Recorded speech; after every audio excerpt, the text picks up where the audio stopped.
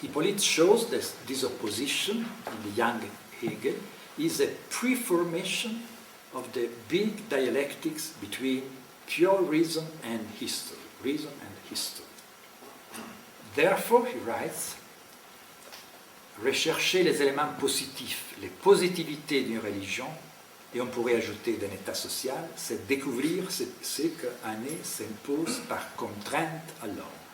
To investigate the positive elements of a religion, but also more generally of a social state, means to discover what in them is imposed to man by constriction. So if you substitute the term dispositive to positivité, it works perfectly.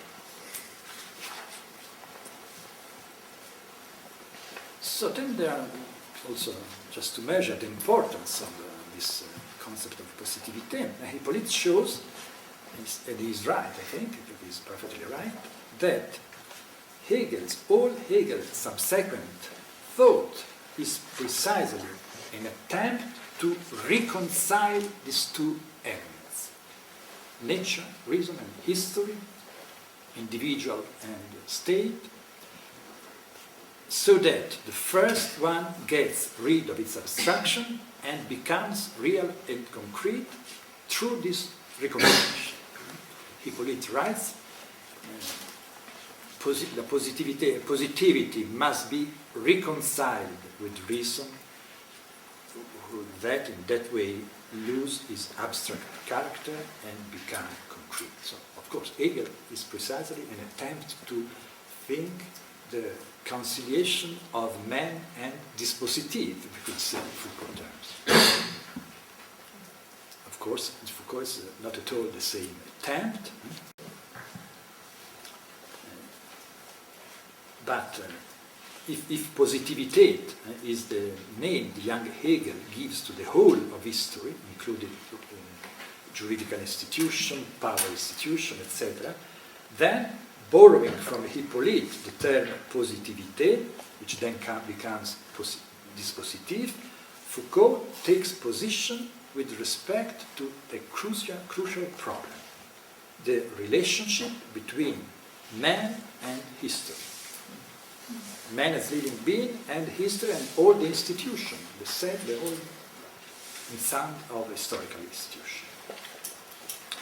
Of course, Foucault does not aim at all to reconcile the two, like Hegel. He does not want either to stress the conflict.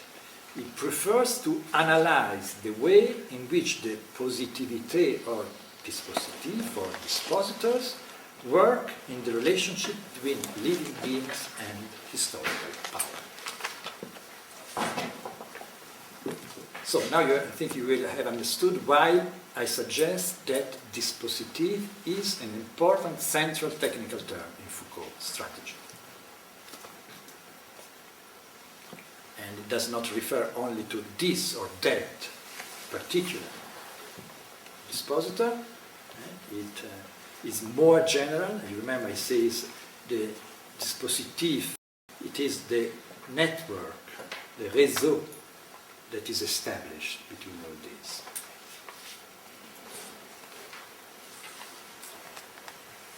Let me now pursue my genealogy in a more general frame. If you take the definition of the term dispositif in a current French dictionary, you will have something which roughly corresponds in some way to Foucault's usage. The dictionary distinguishes three meanings. First, a strictly juridical one. In this sense, I quote from the French dictionary, les dispositifs, c'est la partie d'un jugement qui contient la décision. So the dispositif, in its juridical sense, is the part of a judgment, a juridical judgment, or a juridical enunciation, or also of a law, who contains the enacting part, so the purview. So it has a specific efficacy, like in Foucault. So in the juridical sense, the dispositive of a judgment, of a sentence, is the enacting part of it. Second, the term has a technical meaning. La manière dont sont disposées les pièces d'une machine ou d'un mécanisme, et par extension le mécanisme itself, the manner in which are disposed the pieces of a machine or a mechanism, and by extension the mechanism itself. For example, the dispositif de sûreté, the mechanism of, for instance, in an electric engine, there will be something to ensure the security, to avoid the incident. And this also corresponds to Foucault use in a way. You will think the dispositif de sécurité in another dimension. 3. A military meaning. L'ensemble des moyens disposés conformément à un plan. So the whole set of means disposed according to a military plan. So the dictionary always functions by dividing the meaning of a term. Of course, this is correct in a way, but it is wrong. No? There is always one general meaning who articulates itself in different contexts. So I would say that from the dictionary, the essential meaning refers to the disposal of a set of actions, means, discourses, in order to cope with an urgency or to obtain an effect or a result. So it is in a way an act of management, of governing a concrete situation.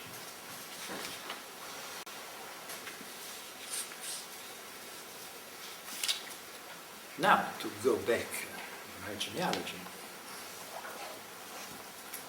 As a matter of fact, in the last 3 years, I engaged myself in a long investigation, which I could tentatively define as a theological genealogy of economy.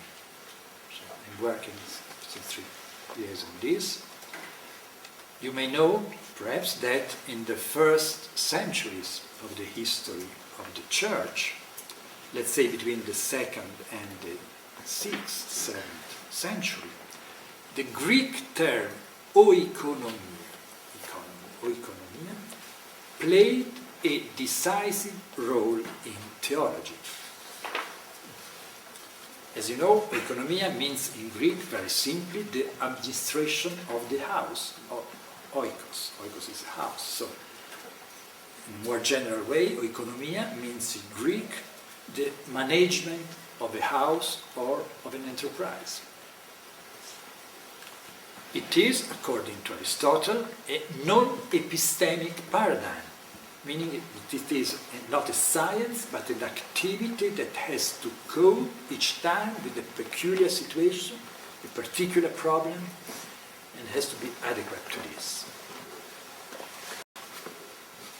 How did this term come to be introduced in theology? Why the fathers use this term? They use this term for a fundamental and very delicate question, the invention of Trinity. Trinity.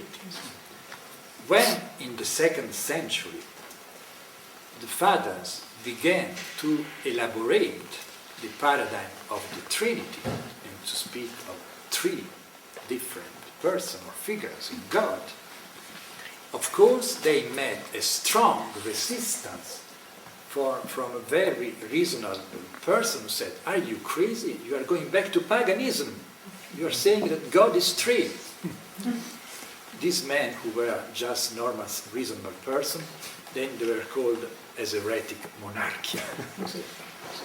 At that moment, the problem was not decided. So, it was a very delicate problem.